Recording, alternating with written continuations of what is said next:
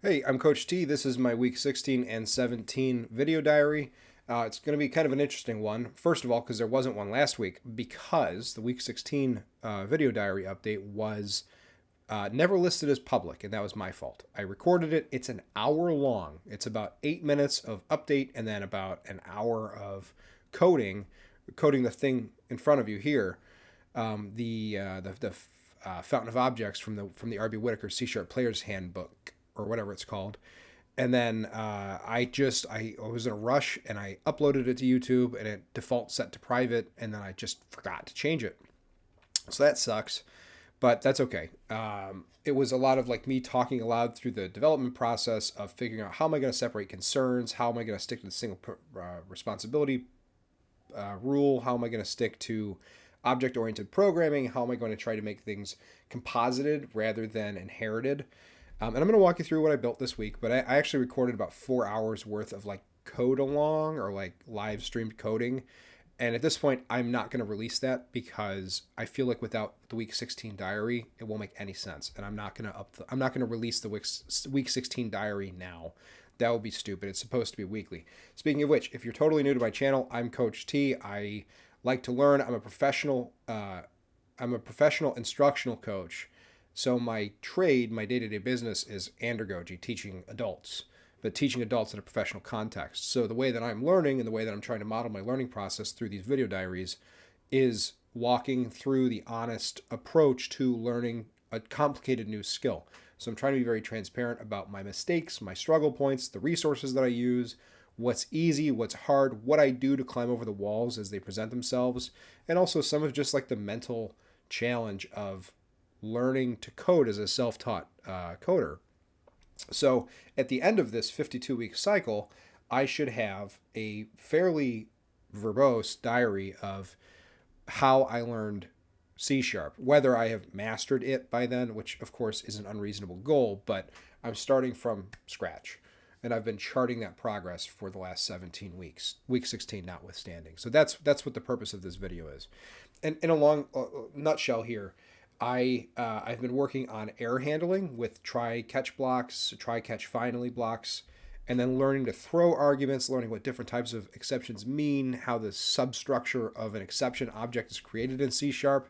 And I'll be honest, it is not as interesting as it first seemed, but I can see the value in understanding it.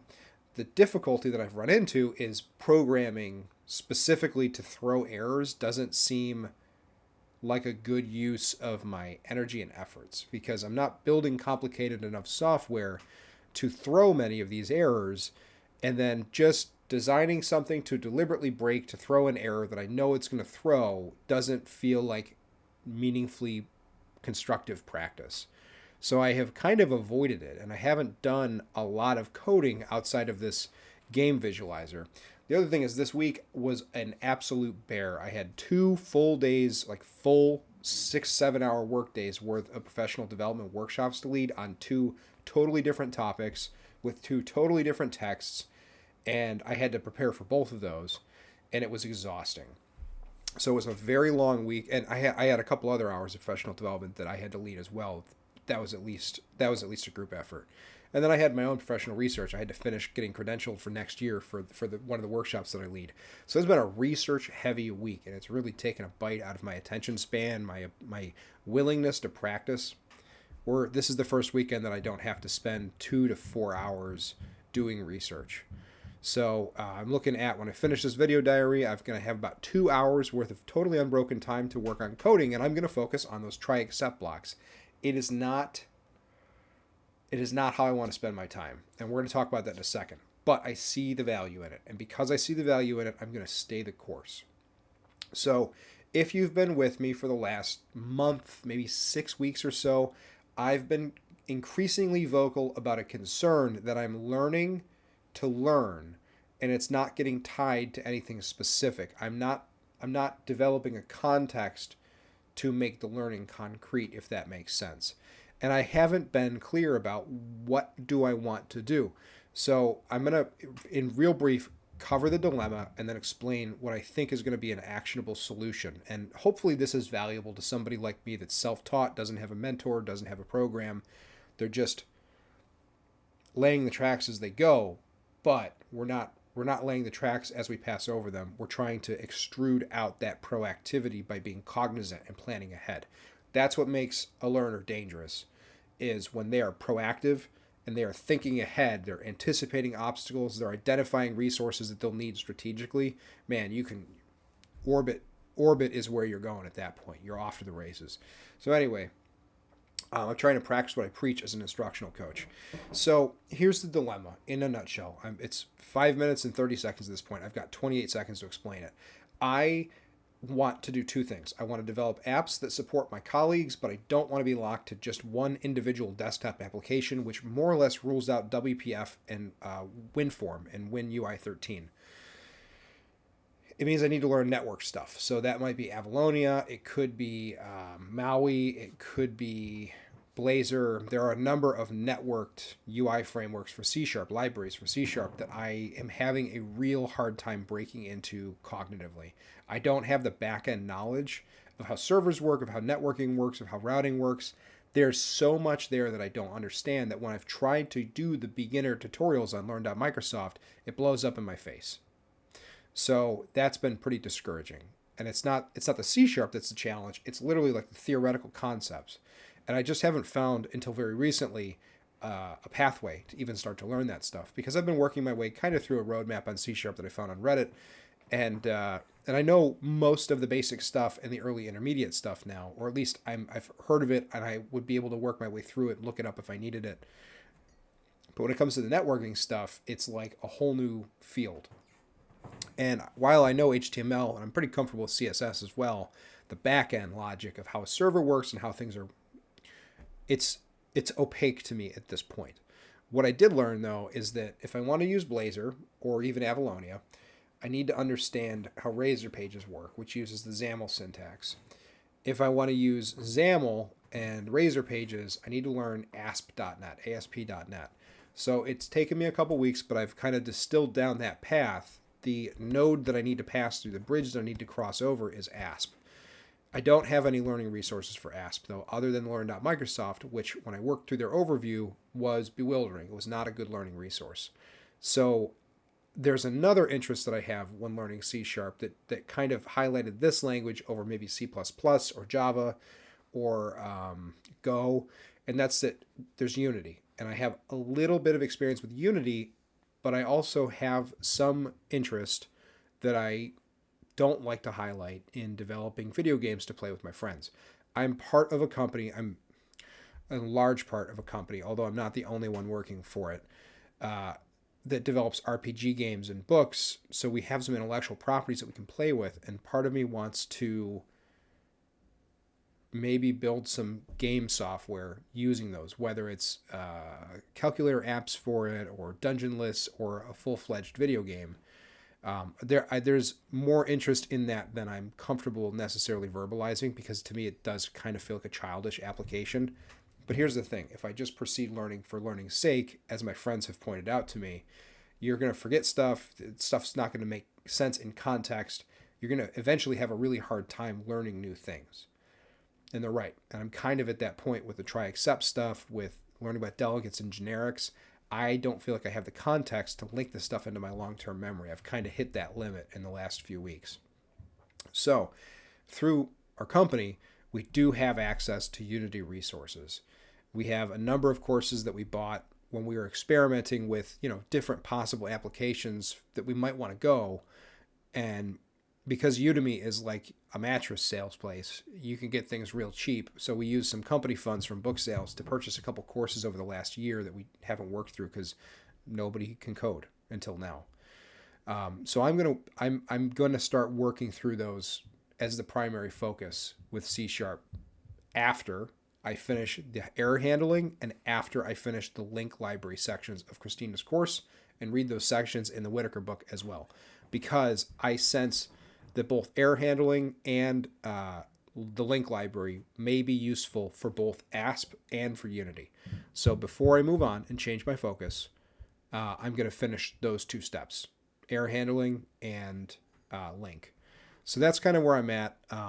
It's kind of this cognizant, we're now approaching a new junction. but I need to pick a focus, and I need to stop trying to practice 3 different things a week. I can't be doing 3D modeling and trying to learn C Sharp and playing with Unity and then also trying to learn ASP. I only have an hour every night. That's the reality of the situation. Or if I wake up in the morning, if I'm up early enough, maybe I have a half hour to read and study then. But I only have an hour. And if I'm only practicing ASP for an hour a week, I'm not going to make progress. If I'm only practicing Unity for an hour a week, I'm not going to make progress. It's got to be a daily application of effort sustained over time in a sustainable way that doesn't lead to burnout. And I'm playing with that fire right now. I've been playing with that fire for a couple weeks, and it's partly why there's not a lot going on. So, with that said, after a month's worth of deliberation and 2 fairly stern talking tos from my buddies about A, burnout, and B, this nonsense with being afraid that playing with game dev is going to be childish, I'm going to just pursue Unity because I think it'll be a fun application to practice context. Here's the learning plan, though, because we need to have a timeline. If what we are trying to actualize is not measurable, then how do we know when we've achieved our goal or when we realize that the goal is unachievable or unattainable? So this is part of the literacy coaching, treating myself as if I'm a coachee and coaching myself. What is my actual task? So in literacy coaching, we have something called an instructional cycle, or in instructional coaching, it's instructional cycle. First of all, we observe. What do we observe? We are a little bit burned out because we've been burning the candle at both ends. We're unfocused. So when we're sitting down to practice, there is an internal tug between, do we want to practice sculpting tonight? Do we want to work on a model? Do we want to work on C Sharp? Do we want to try ASP again and see if it clicks this time? Do we want to work on Christina's course? Do we want to read Whitaker? There's an unfocused element to my practice that's leading to an ineffective outcome. So now we develop a plan. The plan is finish the 2 topics that we know have value, that we are or strongly suspect have value. I'm halfway through error handling as it is. I think I might be able to finish it today. And then working on Link this coming week. So we're not even trying to do 2 focuses there. We do error handling, then Link. And Link looks like SQL. I'm not scared of it. It's just a matter of getting comfortable with the syntax. So we work through those. Then we transition full-time our attention to Unity using the company resources that I already have access to, and it costs me no money. But the third part of our instructional cycle is measure the outcome. So what should the outcome look like? Well, we need to articulate that. Otherwise, we have no idea if we've met it. And I think what it needs to look like is twofold. There is a quantitative and a qualitative measure to this. And I realize I'm getting into the weeds, but again, the video diaries are for me to chart my progress, map my thinking, but also I'm really hoping that it helps somebody else like me in my position where you're self-taught or you're an autodidact or you're just trying to learn to code. Like this is a good thought process to go through regardless of what you're trying to learn. So first of all, I have to not hate Unity. If I hate working with Unity the way that I did not like working with Pygame, that's it. It's over. We need to be honest about that and move on. The other part is quantitative. So that's the qualitative measure. I need to enjoy the practice that I'm putting in. I need to see progress in a way that's meaningful and doesn't feel like a slog every time I sit down. But the quantitative part needs to be, I am beginning to be able to develop my own projects. So if I'm practicing for an hour a night, then I should be able to work through those 20 to 30 hour courses over the course of a month. We have a couple of them. The one that I had started to fart around with was one about creating a 3D action game, like a top-down game. And that's ultimately what I am interested in building, which is why I selected that course from our little library. But I should be able to work through that fairly quickly if I'm focused. So within a month, I should be able to see progress on my own project, not just the tutorial project. So that's my quantitative measure. Am I increasingly able and independent in building my own things? If I'm still very contingent on the tutorial, then also I need to reassess at that point and say, okay, is that because we haven't had enough time? Maybe things got crazy with the holidays, or is it literally just you don't think that way and that's okay? Not enjoying it, not able to start to be independent, then we cut it and we switch to ASP. I have identified a number of ASP tutorials at this point, now that I knew what to ask for, that I think will allow me to start to break in. So if after 3 months I'm not enjoying it and I'm not making progress, then we're switching to ASP, and that'll be the end of that story. And that'll get me through, let's see, it's November, December, January, so February, which is about the 1 year mark after learning Python. Then I would be switching to do ASP and learning back-end stuff. So that's my learning plan going forward. It's articulated, it's well thought out. I'm hoping that it's successful. And that it's not a waste of 3 months learning to play with Unity. But if I really don't like it, I think we're going to be honest about it beforehand. I did about 2 months worth of practice with Pygame when I was doing Python between June and July as I transitioned. And I really realized I don't like working with Pygame in particular.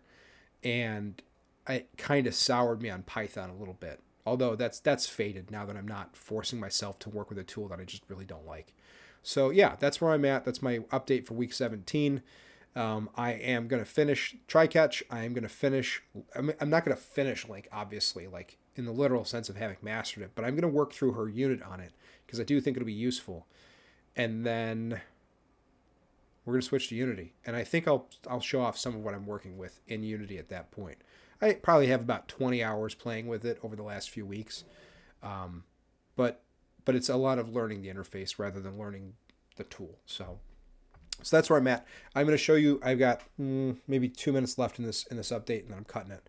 So I'm just going to show you the fountain of objects that I worked on. This has occupied most of my C# practice this week, but you see it's broken into separate concerns over here. So the big ones are the main program is this guy. So the fountain game, all it checks is it running? It creates a player and a board. It instances those. I've got a run thing. This is the while running loop. And I'm using static classes to visualize and static methods to visualize a game board. That's a separate concern, showing it. So this is just running it. And then there's a check for an endgame victory. I feel like that should belong to the program itself. There's an endgame for defeat. And then also there is a way to just load a new round. So those I feel like are game functions. There's also a checking the status, which ties into these ones. So that is the game itself. The board this is different than how I built it the first time. The board instances a room matrix, a 2D iRoom interface matrix, and then it overwrites a couple of key ones. So for the game board, you've got the entrance is 0, 0, fountain court is 0, 2, and then it instances the player. So it keeps track of the player, and it also can keep track of pits 1, 2, and 3 if we wanted to do that. I didn't go through and actually finish making the large and medium boards. The theory worked, and I had spent so much time working on this from a separated concerns standpoint, and I also already built it once. Then once I had a working model that I was happy with, I said, okay, that's enough practice on this. It works. I have the 2 expansion packs, and I had already built it once before. It was sufficient. So it's kind of it. We have an activation. So if the player X and player Y equals the fountain coordinate tuple that gets instanced here, then you have access to being able to turn the fountain on. And then there's also the move player. Now, stepping back, this could be its own static class. I think I just didn't quite connect with how I would implement it. I think now I could do it with a couple of days of sitting back. But again, it works. I'm not going to challenge that anymore. I'm happy with the thing that I built because I feel like it is well separated. And then we've got a pit room, this is it. It really could probably be a record. Yeah, it could probably be a record on its own. We've got the basic room and the fountain room, all of which implement the iRoom interface.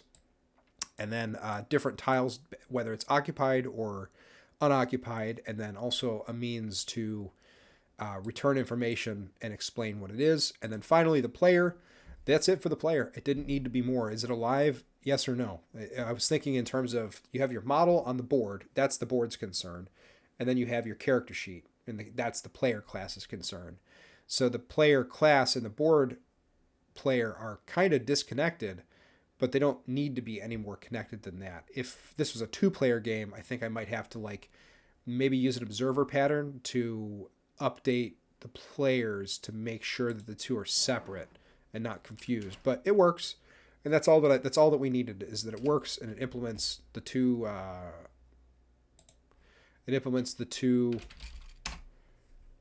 expansion packs is what he called them. So let me see. We'll zoom in a little bit. So it says, welcome to the Fountain of Objects. Here's where the player starts. This is 0, 0 on the 2D array. And you'll notice this changes to an E once the player moves on. And then it says north, south, east, west, but I got sick of typing that. So you just type D and it moves him. So now it's over and it left E as the entrance. That way you always remember where you had to go. Now you can hear the cool dripping of a fountain nearby. That's because you are within 1 tile of where the fountain really is. But there's also a pit down here. And we can see that if we move south 1. Now you don't get the warning from being near this one. So if I move onto the pit, you died. Press any key to exit. If we reboot, we will do a small one again, and then D, D. You hear the drip. So this is something that I didn't solve in this one. It's preventing this from printing. I know how to do it. It just didn't seem worth the effort. But now we have a new option, activate the fountain. So we can type activate.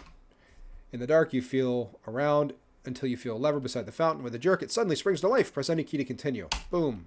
Now, we're in the fountain. That's why it's marked with an F. If I move south, though, it stops telling you where that is. The other thing is I figured out how to put in detection of the walls. So you can't move any farther. Right? And if I move back to the E, now that the fountain is activated, the game senses, hey, look, all the conditions have been met. You win. So I am done with the Fountain of Objects.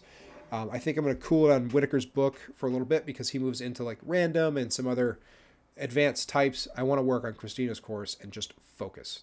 I need to focus and whittle out the distractions. So I made the Fountain of Objects. I am more than halfway through that book. I really, really like that book. At some point, I think I'm going to do a review for both that book and Christina's course, maybe soon.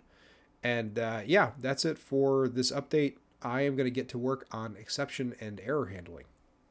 See you on week 18.